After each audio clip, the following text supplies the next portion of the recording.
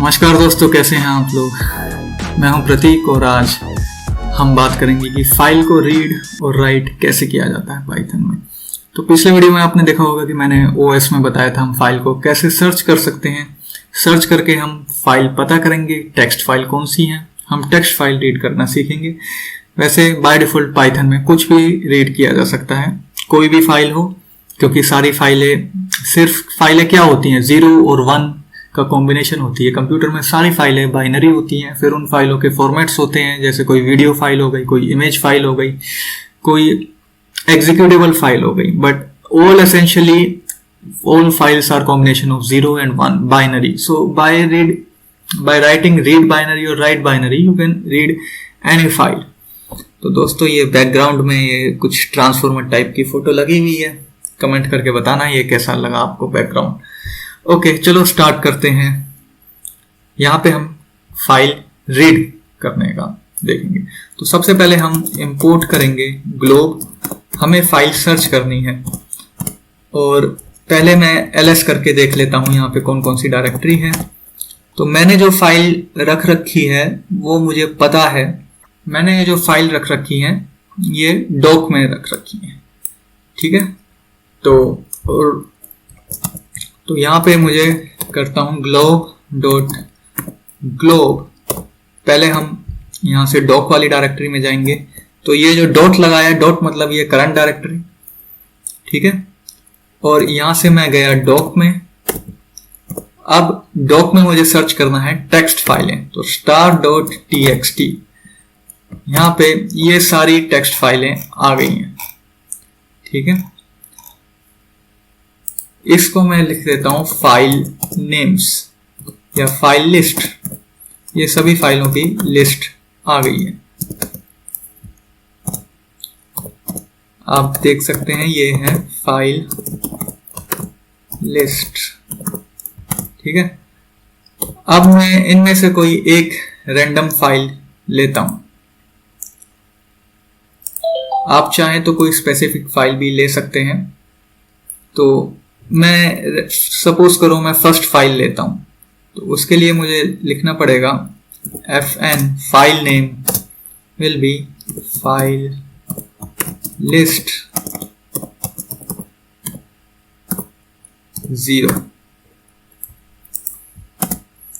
एक चीज और, अगर यहाँ पर हम फाइल लिस्ट को प्रिंट कराएं तो देखिए ऑर्डर में नहीं है, 0 1 2 3 ऐसे नहीं है। कभी 153 आ गया, 183 आ गया, 111 आ गया।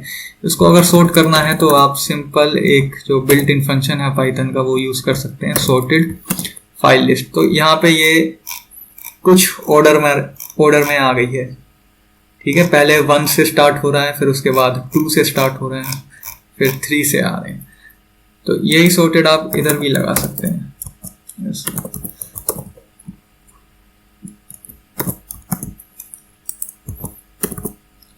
तो ये हमारा fn हो गया। फाइल नेम को देखें तो ये हमारी फाइल है, ठीक है।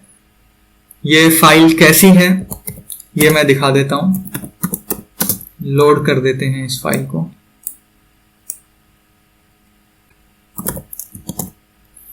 तो ये हमारी फाइल है, ठीक है। अब इस फाइल को हमें रीड करना है पाइथन में।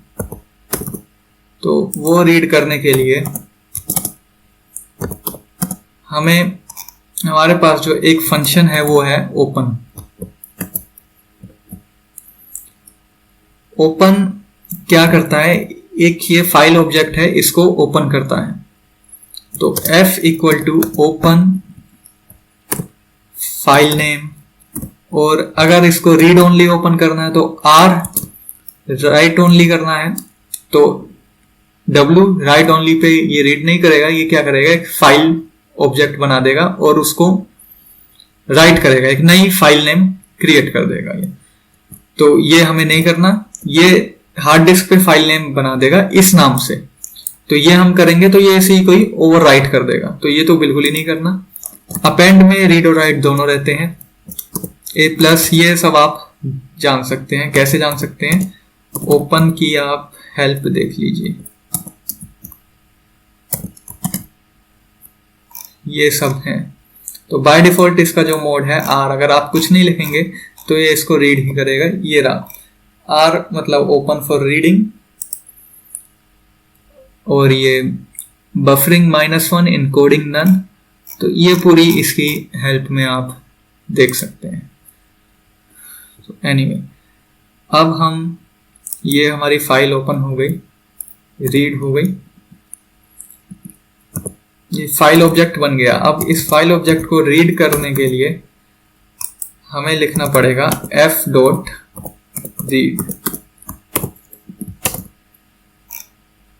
रीड में एरर है, अभी f डिफाइन नहीं हुआ है। हाँ, पहले इसको एग्जीक्यूट करना है, फिर ये f रीड। अब ये फाइल हमारी रीड हो गई है, ये एक ही स्ट्रिंग में रीड हो गई है। अगर हम चाहते हैं कि ये स्ट्रिंग में रीड ना हो, एक लिस्ट में रीड हो और एक लिस्ट में एक एक लाइन हो, तो उसके लिए एक दूसरा फंक्शन है f.readlines।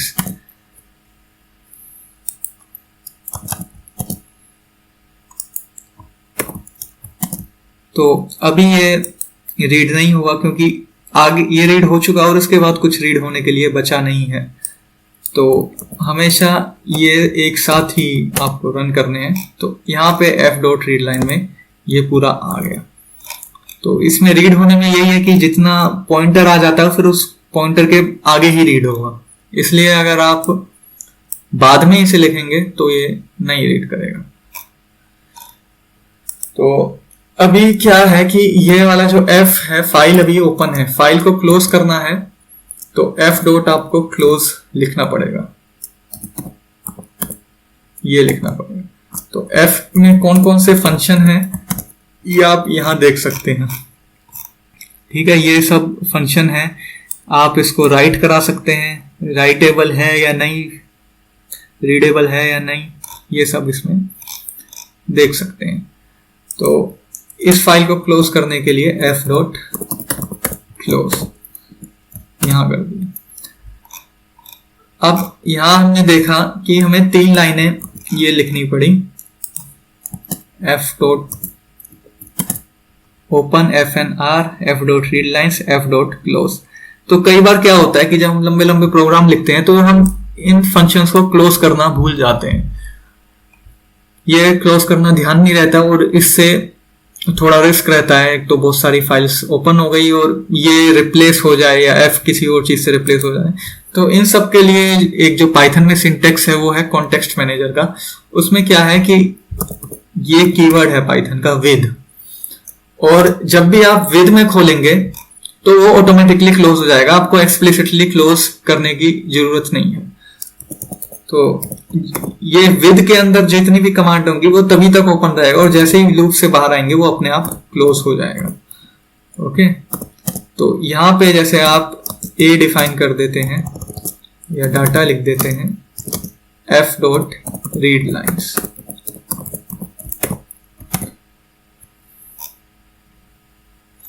अब ये दिखा रहा है IO repression on close file, ये फाइल क्लोज हो चुकी है। यहां पर ये जो ओपन fnr है इसको आप ये लिखना पड़ेगा with open fnr s f। अब ये जो डाटा है ये रीड हो गया आपका।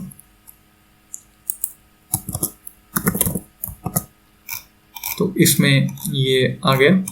अब इसमें नंबर ऑफ लाइंस देखनी है तो लेंथ ऑफ डाटा देख लेते हैं, ये 27 है।